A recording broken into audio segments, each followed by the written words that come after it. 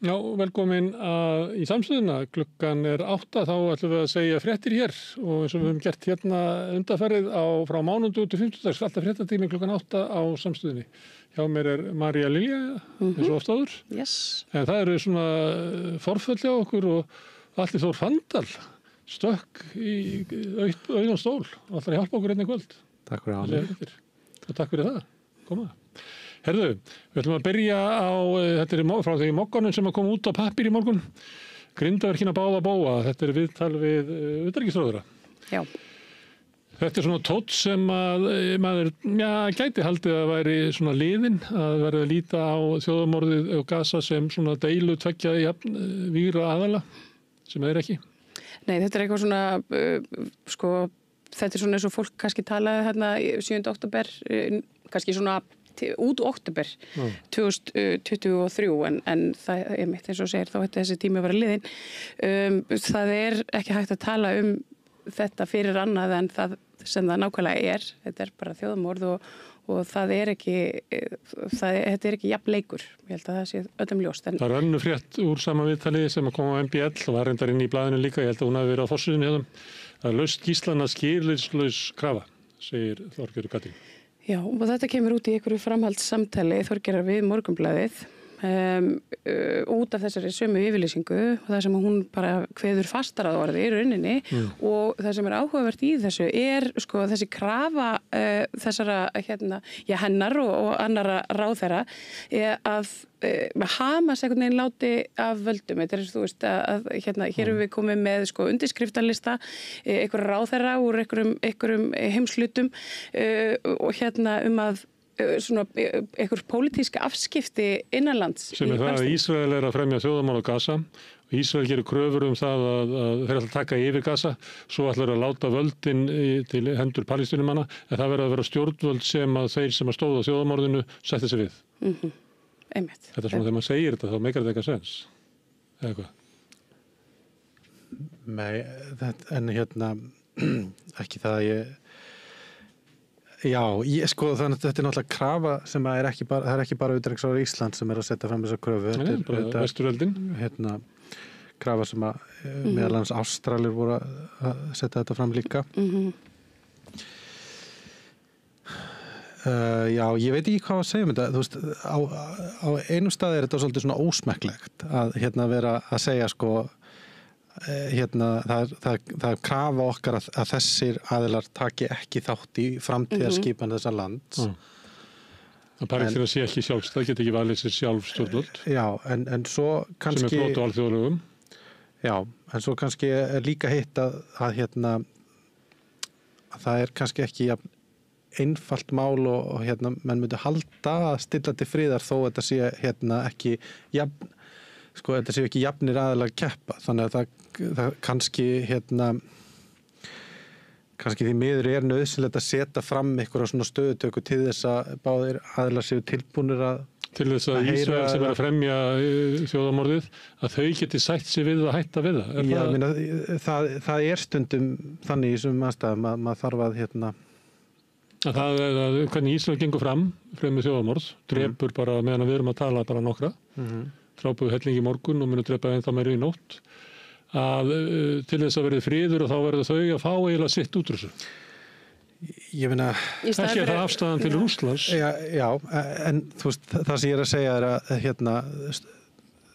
það einfaldlega þannig að Ísrael að stunda þjóðernisins og því miður þá það þannig að það þarf að fá þá til að hætta því og ef þetta eitthvað sem að þessi ráðherrar telja styrkja þá kröfu þá getur maður skilið að sér lagt fram en á sama tíma þetta að einhverju leyti ósmekkleg krafa. Þetta jafn ósmekklegt og þegar talað að fólk á Gaza hafi kosið Hamas yfir sig. Þú veist, það hafi ekki verið kosningar hvað sé hann 2003 eða eitthvað Það væri þá kannski eðlilegra að fara fram á það ef ég væri að semja svona bréf og ég væri þjóðarleiðtogi og ég væri að semja svona bréf og ég væri að taka tillit til þess sem þú ert að segja, þá myndi ég kannski segja bara og krafan auðvitað svo að palestínska þjóðin fái að kjósa í lýðræðislegum kosningum innan 2 ára eitthvað svoleiðis. en ekki í rauninni að einhvern veginn svona útiloka Hamas. Ég meina ef að fólkið í Palestínu vill hafa Hamas þá bara kýst það. Svo það þannig að 7. október fyrir bráðum 2 árum að þá sögðu allir þessir ráðherrar að Ísraelsmenn hefðu rétt á því og beri skylda til þess að verja sig og að sækja á. En samkvæmt alþjóðalögum að ef þú býrð í hernumdu landi að þá beri þeir skylda til og fullan rétt á því að verja þig og herja á hernámsliðið sem að Palestínumenn hafa gert. En það er alltaf litið á það frá Vesturlöndum og Ástralíu og þessum klubbi að Palestínumenn megi ekki svara fyrir sig. Heldur eigi þeir að þola þjóðamorð, eigi að þola bara landrán. Þeir má stökkva þeim á flótta, má myrða þá, en þeir með ekki svara það fyrir sig. Þeir með ekki taka gísla, ef þeir taka gísla og það eru hvað er kannski 18 gíslar þarna, að þeir eru aðalatrið. Ísraelsmenn drápu 18 bara núna eftir nón. Já, ég meina, ég tek undir það. En það sem að kannski við líka... Ég bara segja að mögulega getur verið að þessi krafa sér hluti Ég meina, samhengi hérna er væntanlega að þetta er krafa sem kemur einhvers staðar frá og til þess að ná þó allavega þessari samstöðu þá við ætlum að ná friði í sátt við þjóðarmorðingjana. Það sem gleymist alltaf í þessu líka, þessu með 7. október og framvindu mála þar, er þetta Hannibal Directive þarna og sem sagt, hvernig Ísrael drap sitt eigið fólk til þess að hindra að þeir kæmu gíslunum yfir, Það er svona, þú veist, ég meina þetta er bara svona löngu sannað og lág fyrir hérna bara einhvern tímann. Það er aldrei minnst á það. En það er aldrei minnst á það. Herðu, ég ætla að tala bara eftir fréttirnar við Qusay O'Day sem er staddur út í Jerúsalem. Ég ætla að tala við hann stöðuna í Palestínu og meðal annars hvort að Palestínumenn sjáu einhverja lausn, hvort að það sé til einhver lausn til þess að stöðva Ísraelsmenn annað en hernaður. Sem er bara eðlileg spurning. Herðu, en það voru fréttir þeir Íslandsmenn voru að drepa blaðamenn og tökumenn frá Al Jazeera. Al Jazeera, já. Þetta er næstu því daglegt brauð. En samt er þetta svona fólks margir þekkja þessa menn þegar það séð á skjánum. Já. Já, þetta er yfirleitt þegar að Ísrael fer fram með þessum hætti, myrðir fjölda blaðmanna, þá kemur eitthvað ógeðslegt í kjölfarið. Við getum alveg gefið okkur það að núna þessi innan gæsalappa innlimun Gazaborgar í áætlun þeirra, að það eigi að framfylgja henni núna af fullum þunga. Þetta eru mannskjörna sem voru að flytja fréttir af því sem var í gangi. Nú er búið að stroka þær út. Já, og það er fréttamenn að hætta sér ekki inn á svæðið. Þannig að nú er hægt að ganga fram með bara eins miklum hryllingi og þeim mögulega geti dottið í hug.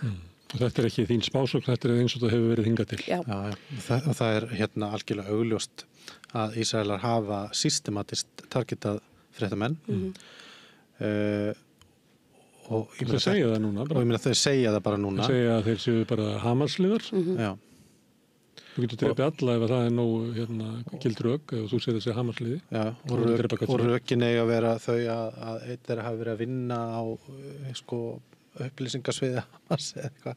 Þú veist, en ef hann er ekki virkur aðili, þetta er bara fáránlegt. Þannig að þetta er það er mjög augljóst að þetta er kerfisbundið. Þeir segja alltaf ríkisútvarpið, ég veit ekki hvað þessi hægt að segja, þeir segja alltaf heilbrigðisyfirvöld Hamas sem eru þá bara í nóbeburu heilbrigðisyfirvöld á Gaza og þar með eru allir sem að starfa í heilbrigðiskerfinu á Gaza Hamas-liðar, samkvæmt RÚV og Mossad og Ísrael. Og það er kannski ágætt samhengi líka að þeir hafa náttúrulega targeta líka Al Jazeera alveg allsvakalega. Ég meina Al Jazeera var vísað úr Ísrael, ég man nú ekki hver staðan og því er núna. Já, hafa verið merktir sem svona foreign agent og þannig að þú veist það skiptir líka máli hér. Það eru blaðamannafélagið sendur frá sér, það hefur nú verið gagnrýnt blaðamannafélagið fyrir að fyrst og fremst gagnrýna það að það var slett málningu á ljósmyndara en aldrei komið með almennilega ályktun út af morðum á blaðamönnum á Gaza. En það kom í dag. Já, ég var ánægð með þetta var kraftmikil ályktun. Blaðamannafélagi Íslands stendur hér, kallar eftir því að íslensk stjórnvöld sýni frumkvæði og dug í baráttunni fyrir mannréttindum, alþjóðalögum og sannleikanum. Það fannst mér svolítið gott. Já. Herðu, við tínum alltaf til merki þess að sé að verða eitthvað breyting í heiminum afstöðuna til þjóðarmálsins. Ástralir, þeir voru að hyggjast viðurkenna sjálfstæði Palestínu, svona svipuðum hátt og Bretar hafa lýst yfir þetta á að gerast núna, er þetta ekki bara í september eða er þetta í nóvember sem allsherjarþingið á að vera. En þá munu Ástralir sem eru náttúrulega tryggir bandamenn Bandaríkjanna hafa verið.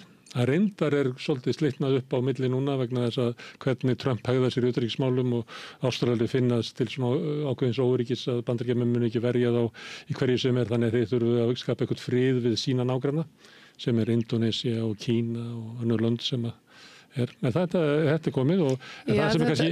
Já, það er samt svona, það er smá svona viðhengi, sko, það er þetta með að sko þau palestínsku stjórnvöld sem taka við þurfa að viðurkenna Ísraelsríki og það verði, þetta sem sagt liður í þessu sem talað sem tveggja ríkja lausnina en það auðvitað ekki lausn. Það eitt sem við þyrftum kannski að ræða sem hvað tveggja ríkja lausn, ef að þú viðurkennir Ísrael, að Ísrael bindur sig ekki við tiltekið landamæri, heldur það innbyggt inn í tilvist Ísrael að vera í landtöku og að hrekja burtu palestínumenn sem að búa á því landi. Þannig að ef þú viðurkennir Ísrael þá ættir að viðurkenna síonisma. Þannig að ég held að Vesturlönd ættir nú að endurskoða viðurkenninguna á Ísrael og binda það við tiltekið landamæri, segja bara við landamæri 48. Er hægt að afviðurkenna ríki? Já. Ef þau leyfa sér að því að til að viðurkenna Palestínu en stjórnvöld Palestínu verða að vera þau sem að Ísrael settir sig við. Það verið að tengja það saman. Haaretz blað sem við stundum nefnt ótrúlega kjarkablað og magnaði leiðarinn til þess eftir 7. október. Það sem lýstu yfir ábyrgðinni á hryðjuverkunum yfir á Netanyahu. En þar núna frétt að fyrirverandi þingforseti Knesset sem þjóðþingið á Ísrael, hann vill að gyðingar út allan heim safni sér saman. Ég held að hann hefði nefnt að þyrfti að safna bara undirskriftum 1 milljón manns og kæri Ísrael. Fyrir... Bara áfram. Mér líst bara mjög vel á það. Þetta... Þú ert ekki gyðingur, en þú verður ekki skrifundir. Nei, ég fæ ekki skrifundir. Nei, ég er ekki gyðingur. En þetta blað alveg ótrúlega merkilegt vegna þess að sko það líka þau ekki bara sko að fara ekki en yfirvöldum heldur sko mjög kæfandi menningu. Ég meina það þekkt að svona frjálslynt fólk hefur verið að flýja frá Ísrael. Kannanir sem benda til þess að 85% íbúa Ísrael styðja í algjöra yfirtöku á Gaza. Styðja stefnu Netanyahu. Þetta blað alveg magnað og hefur verið alveg sko áratugum saman sko. Ég hvet fólk til þess að kíkja á það og svona meta tónin. Og leiðari sem ég nefndi eftir 7. október, það bara ekki fræðilegu möguleiki að nokkur blað í Bandaríkjunum hefði haft kjark til þess eftir 11. september að segja að þessi hryðjuverk sem voru framinn og við vorum að kalla stríðið heim með yfirgangi okkar í Miðausturlöndum. Þó að þetta sé bara sólid viðhorf og ég veit ekki hvort það sé rétt eða ekki, að það hefði engu blaði í Bandaríkjunum, eða ekkert blaði í Bandaríkjunum haft kjarkinn til þess að skrifa þetta sem að Haaretz hafði eftir 7. október. Heimildin, það svona mál sem að tengist þessu öllu, það við sögðum frá því á 50.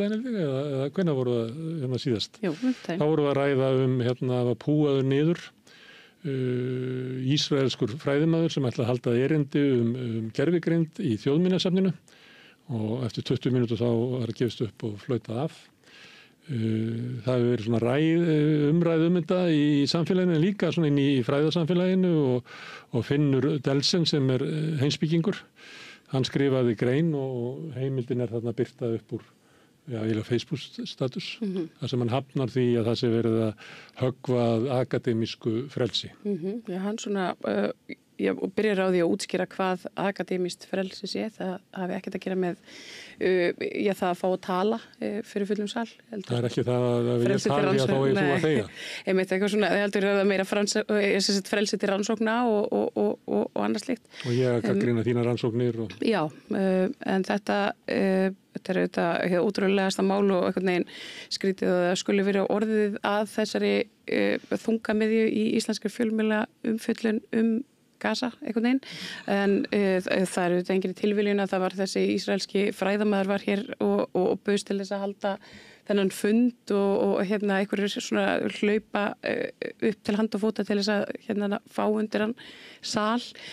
Svo það sem ef maður skoða líka myndefnið af þessu fyrirlestri þá var það nokkuð ljóst að það voru kannski 10 ræður í salnum sem voru komnir til þess að hlusta á meðan að þarna voru kannski 20 mótmælendur.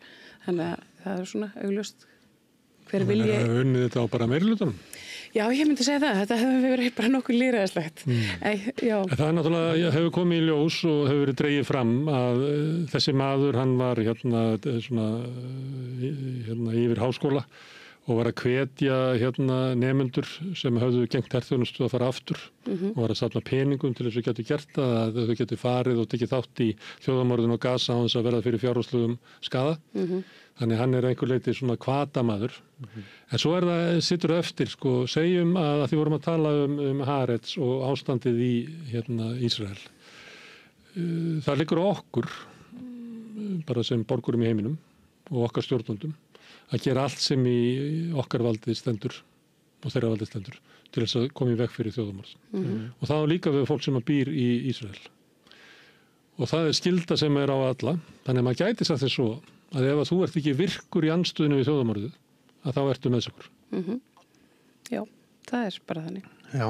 Kannski getur þú sagt það Íslendinga, en alveg klárlega getur þú sagt það Þú getur alveg sagt það nokkra Íslendinga allavega. Mér finnst þetta líka vera svolítið svona tjáningafrelsismál. Mér finnst alltaf svo fyndið þegar kom svona mál að þá birtast alltaf riddarar tjáningafrelsisins og kalla eftir hörðum refsingum yfirvalds. En þetta eru mennirnir sem að halda úti heilu hlaðvörpunum það hvað sannleikurinn og vókisminn og hvað allt sé bara að keyra. En kippa sér aldrei upp við þjóðamorð, svo heyrst það við. Nei, gera það ekki. En í þessu tilviki þá, ég meina, það er hreyfing sem að vill boykott á Ísrael og það er varningur og svo er líka akademisk boykott og menningarlegt boykott og og það er alveg sama hvað manni finnst það. Það er hluti af frelsið til tjáningar að boykotta varning, að boykotta menningu eða og vera með þann málflutning þar sem og það innifelur það að mótmæla og það innifelur það að mæta á fundi og vera kannski hávar eða dónalegur. Í sumum tilvikum þá ganga mótmæli kannski lengra en við kærum okkur og í sumum tilvikum er framinn verknaður sem er að einhver leiti brot. En þá er yfirleitt reglur sem takast á við það.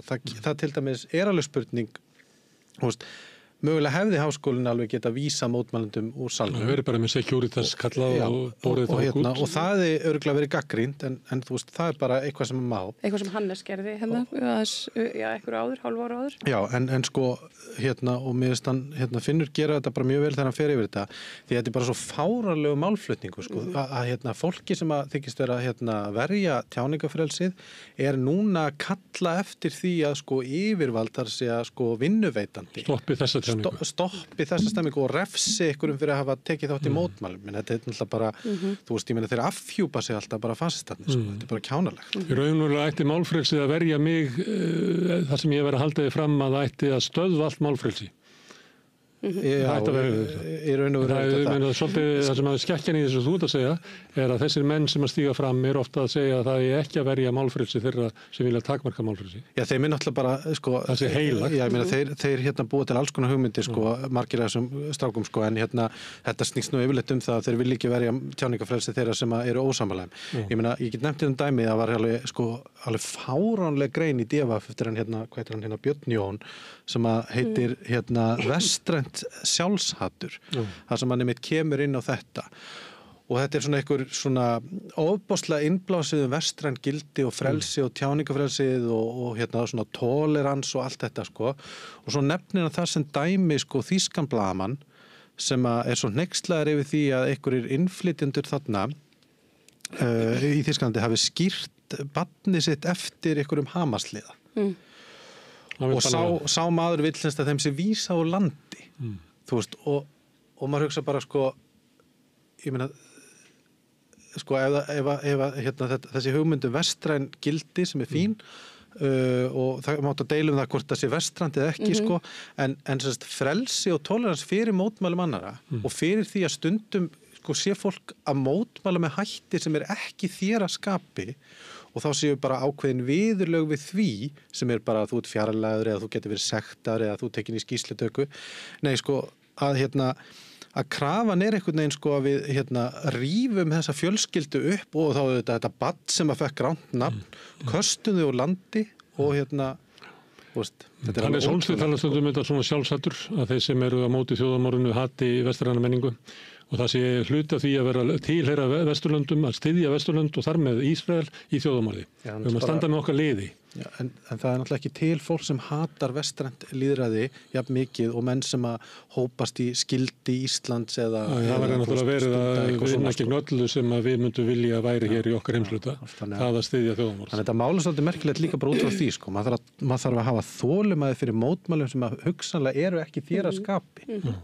Herðu, við ætlum að fara yfir í allt annað stríð. Það verður fundur í Alaska, öllu ríkjum, milli þar sem að Putin og Trump hittast og það verið að þrýsta á, að Evrópuþjóðurnar eru að þrýsta á að Zelenski mæti þar líka og þarna fréttum að hann af Vísi, hann sagður til að slaka á kröfum og útilokkar ekki landsvæða skipti sem náttúrulega það bara að gefa eftir Donbass og Krímskaga. Þetta svolítið eftir að koma í ljós, ég veist að verði svona óljóst fram eftir allri vikunni hvort að Zelenski muni mæta þarna. Ef hann muni mæta þarna, þá finnst mér ólíklegt að hann mæti Putin. En þetta að hluta til svona kröfur Evrópuþjóðanna að Trump semji ekki við Putin eins og hann helst vill. Hann vill hitta stórveldin og skipta með sér heiminum og nennir ekki að hafa þessi smáríki í Evrópu og þau verður bara að sætta sig við niðurstuna. En það eftir að koma í ljós hvort að þetta verði á einhverju hátt svona viðræða að því að við vorum búin að ræða þetta svolítið að leita alltaf út fram eftir vetri eða fram á vori að Trump ætlaði þetta sem ég var að lýsa að gera bara samkomulag við Putin eins og hentar Bandaríkjunum best og þröngvaði ofan í Evrópu en honum tókst það ekki og einhverju þurfti hann að bakka með það. En síðan kemur þessi fundur og þá aftur eins og hann sé að reyna að ná fyrra þræði og aftur þessi þrýstingur á það. Það verður spennandi að sjá. Þetta verður spennandi vika hvort að Zelenski komi til Alaska. En ég tók eina frétt af berlínska danska blaðinu.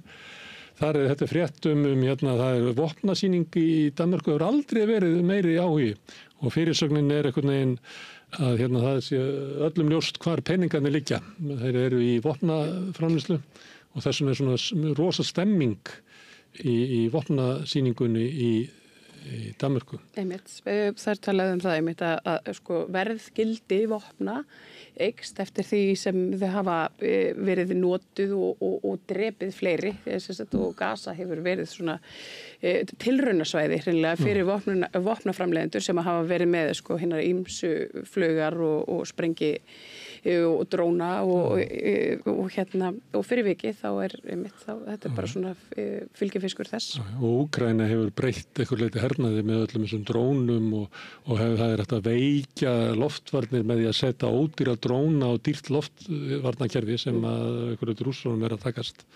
Þannig það margt sem að breytist í þessu. Herðu, einn sætfréttina, biskupinn hann var að vígja Grímseyjarkirkju. Munið, kviknaði nú eitthvað í henni og svo búið að byggja hana og það ekki margir sem búið í Grímsey og þetta eiginlega langt umfram það sem að þetta fólk hefur efni á. En hún komin upp kirkjana, búið að byggja hana. Ég fagnar því að Hallgrímskirkju er söfnuður sem ríkasti söfnuður á Íslandi þannig að þeir eiga lyftuna upp í Hallgrímskirkjutörn og selja túristónuðar, bara flæða peningar út úr eyrunum að þeim. Þeir keyptu kirkjuklukkur og gáfu Grímseyingum. Já. Sem var endurgjöf því að Grímseyingar gáfu eina af klukkunum í Hallgrímskirkjuturni. Þetta borgar sig að vera almennilegur. Já, einmitt. Gefa og þykja. Já, við fjöllum Reynisfjöru, hörmulega slys og svona vorum að velta fyrir okkur afleiðingunum af því. Það komi nýtt skilt upp og rauðaljósið mun loga oftar sem að bannar fólki að fara þarna. Ég held að það sé enginn sem að fylgir því eftir í svona. Sko, nú hafa verið viðtöl svolítið í fjölmiðlum bæði helgina og í síðustu viku þar sem að var verið að svona, ég held að hafi verið RÚV og Heimildin hafi tekið viðtöl við fólk sem var í fjörunni, var vitnaslýsinu og svo einhverju liðir sem hafi verið þannig að lendi í svipuðum háska og ekkert þeirra hafi tekið eftir þessum skiltum. Og þetta ég fór svona að hugsa þetta, sko, þegar ég að ferðast eða fer eitthvað, þá stoppa ég ekki og les skilti, sko. Ég held þetta einmitt, ekki nema að ég sé að leita mér einhverjum upplýsingum útsýnispall eða eitthvað. Þú veist, hvaða fjall er þetta hér? Þegar ég var kornungur blaðamaður og var að vinna á DFF sem var upp í Þverholti, þá labbaði ég eins og niður á Hlemma því að ég tekið eftir skiltum sem þar voru. Það var einhver húsvörður sem hefði ógnar trú á því að þetta stjórna fólki með skiltum.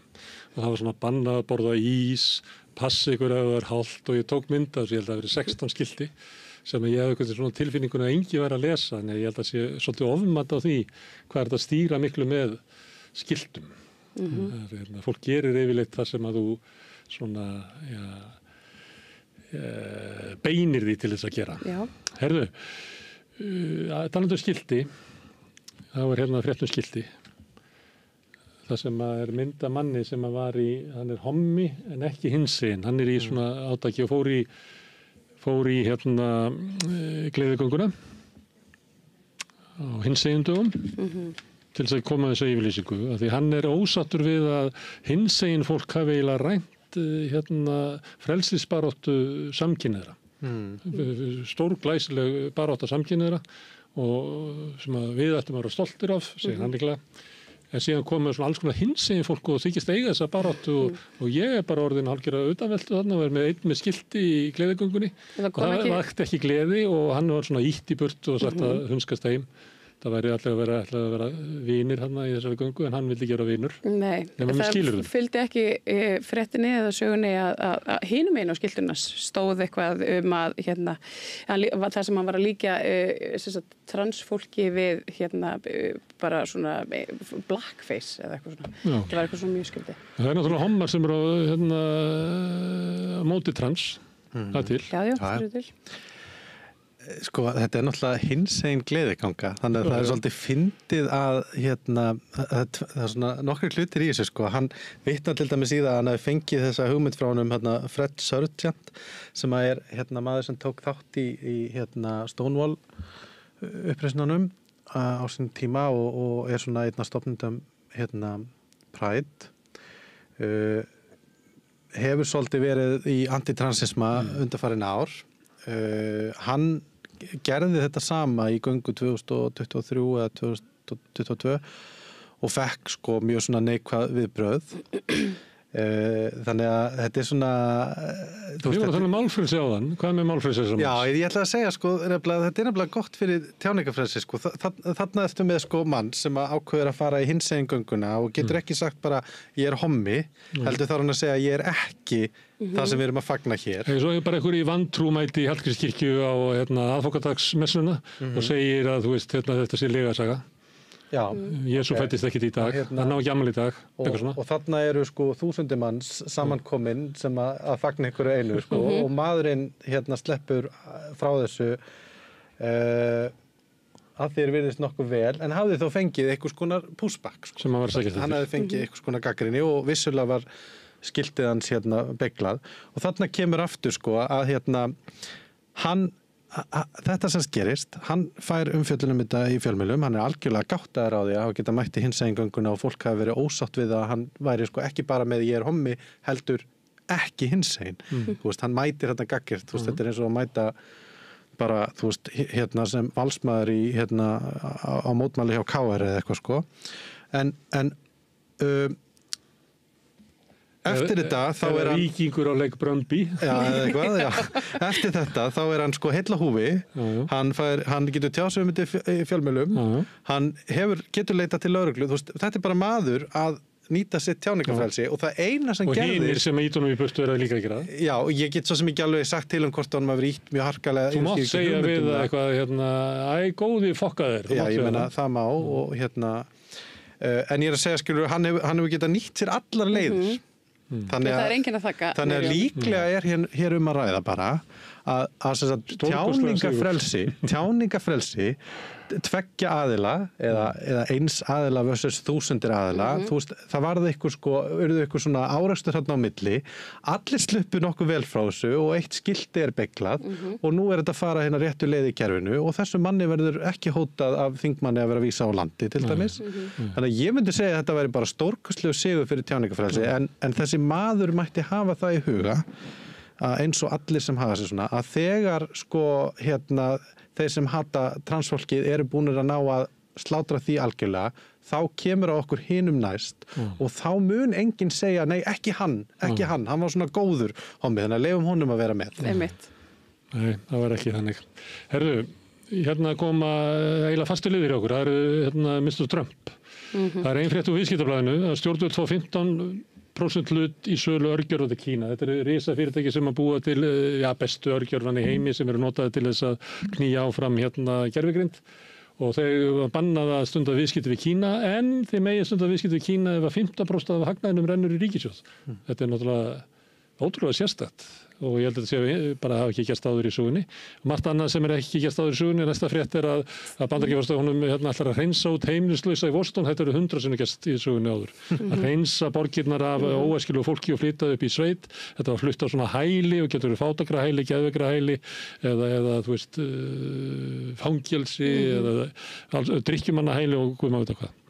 Þannig hann ætlar að gera það, hann ætlar að hreinsa Washington og hann er náttúrulega ósáttur við borgarstöðunar af því að í Washington DC það er alltaf demokratar sem að vinna af því að samsetning íbúan er bara þannig og núna ætlar hann að ganga ennþá lengra, hann segir að borgaryfirvöld ekki treystandi til að halda lög og rétti upp í borginni og þá kemur þriðja fréttin sem er úr Washington Post sem er eðlilegt að bæjarblaðið þarna að hann ætlar að taka lögguna undir alríkið. Þetta er ótrúlegt. Ef ég væri bandarísk og byggi einhvers staðar annars staðar utan Washington, þá væri ég óbúslega smeyk núna. Þetta er fyrirboði eitthvað stórkostlegt.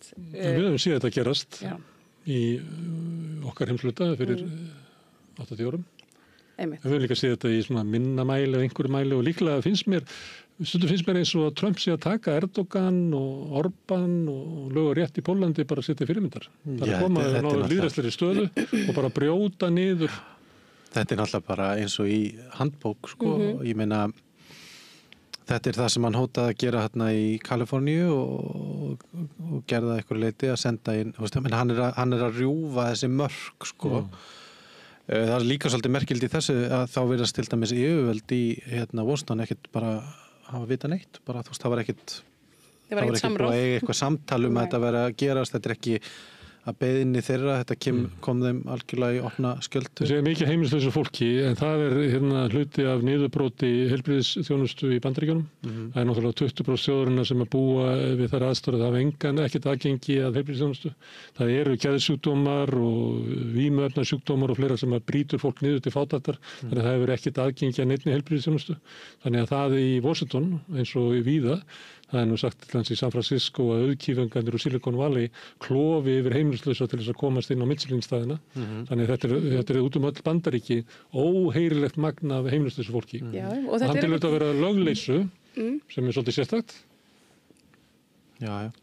En ég meina, er þetta ekki líka bara hluti af þessu sama, að þegar vorum að tala um transfólk áðan, að það er ekki metafórist að fasistarnir byrja alltaf á því að ráðast á transfólk. Það er bara sagan sýnir okkur það. Og bara, fyrsta brennan hjá nasistum var að brenna niður þessa heilbrigðisrannsóknarstofnun í Berlín fyrir transfólk. Og það er búið að ganga, það verður að segjast, hann er búin að ganga svolítið harkalega fram þar í Bandaríkjunum og enn aukast óvinsældir hans. Þar er þetta ekki bara næsta skref, núna eru það heimilislausi sem að valda ofbeldisglæpum og öllum vandamálum. Þú veist, og leið er hann líka að rjúfa. Hann er glæpa við fátækt. Hann er að glæpa við fátækt, já. Vímuefnasjúkdóma. Og leið að rjúfa allar svona hefðir, þú veist, hann er alltaf augljóslega ekki að virða valdamörk. Þannig var það þeir voru settir í útrýmingabúðir, þessir hópar, í Þýskalandi, en í Bandaríkjunum á sama tíma þá voru þau, eins og ég var að lýsa á þann, bara flutta út úr samfélaginu, okkur hæli, og látin drepinn þar með vanrækslu með því að skópla allt og mikið af fólki sem ekki var séð og það dó bara undra fljótt. Þannig að við erum eiginlega komið þangað. Við erum komið svona, það er oft talað um það, erum við 1933. Í þessu málum þetta er akkurat 33, svona var 33. Já. Líka í Bandaríkjunum. Já, og það verður að segjast að það veldur mann nú svolum vonbrigðum að samfélag sem að þykist hafa sko fundið upp lýðræðið og baróttu gegn svona einræðisherrum sko að það er nú ekki, maður er nú ekki að sjá svona mjög sterk viðbrögð við þessu. Herðu, annað stríð í einu grótkletti, það er ráðherra Hanna Katrín Friðriksson ætlaði að stoppa aðeins og skoða Kirkjufell og þá kom eitthvað svona róboti og tók mynd af bílnum hennar og það kom einhvað 5.000 skall fyrir að hafa lagt í stæði sem einhver átti. Við höfum svolítið fjallað um þetta, Breki hefur komið hingað í Neytendasamtökunum, Breki Karlsson, að ræðum þetta, það sem eru einhverjir sem að bara skilgreina það er eigi eitthvað stæði. Þú sérði ekkert að þú setja að leggja eitthvað staðar hjá einhverjum og þú farið rukkun upp á 5.000 skall. Og stundum er það 3.000 skall. En ef þú borgar ekki innan bara 2 tíma eða eitthvað rosalega stutt tíma, þá hækkar það. Og þetta er bara vilda vestrið. Gott að ráðherrann lendi í þessu. Já, ég held að það sé nú bara ágætt að ráðherra fá að súpa á Já, ég fagna því bara að þetta fyrirtæki hafi ákveðið að svindla á einhverjum sem skiptir nógu miklu máli til þess að breyta þessu. Kannski breytist það. Við höfum mikið rætt um þetta, eða ekkert mikið, við höfum bara, ég held að það sé meira en ár síðan við byrjum að tala um þetta hérna við Rauðaborðið. Herðu, það eru Skildir Íslands, vinið þínur og félagar, Marín Lilja. Já, ég er hrifin, mjög hrifin. Svöruðu gagnrýni á að þetta væri oflíkt svona járnkrossinum og einhver svona nasista-merki, þannig þeir breyttu krossinum. Nýrri útgáfu á bólónu sem kannski er enn út, ég veit ekki. Ég veit ekki, ætla að sé að seljast hjá þeim, veit ekki. Og fyrirsögnin þessu var ef við verum nasistar, þá hefðum við ekki skipt kross. Ég veit eiginlega ekki hvað ég að segja, þú veist, þetta er,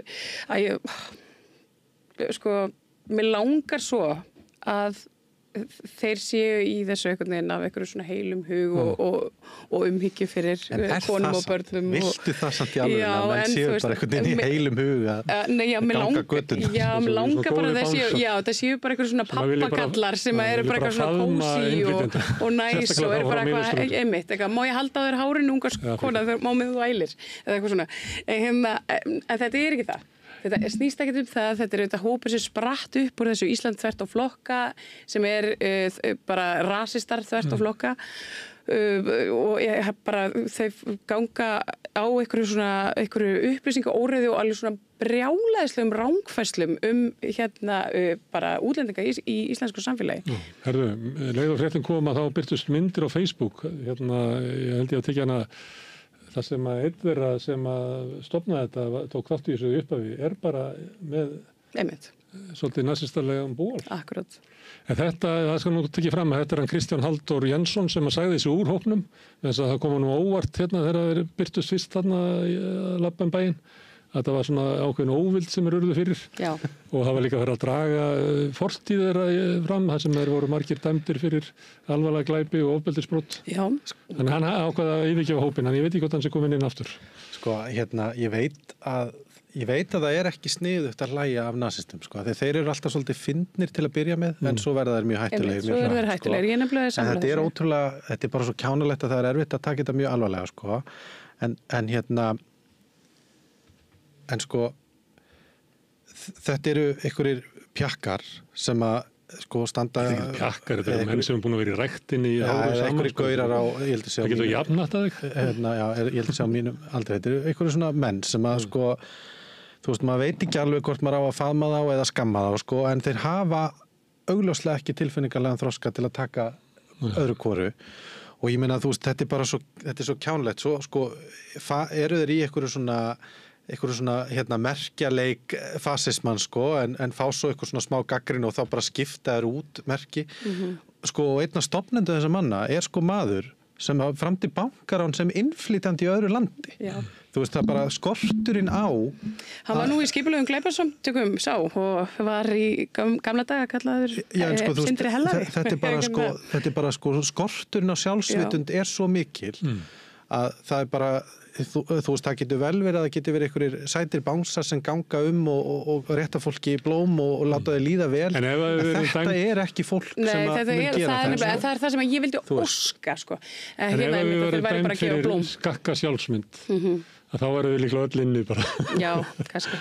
Það er frétt hérna frá Guardian, ég sótti hana, að það eru, ég held að þessi 200 svona samtök í Bretlandi sem eru með áskorun til flokksleiðtoga í Bretlandi að taka því alvarlega það hatur sem er að springa út á göttunum og beinist gegn innflytjendum. Ég tekið það því að við höfum verið að ræða þetta, að við verðum að sakna þess að sko viðbrögð íslenska stjórnvalda gagnvart þessu, ógninni af þessum hægri hópum og brúnstokku sem að ganga göttunar, að því sé þetta ekki alvarlega.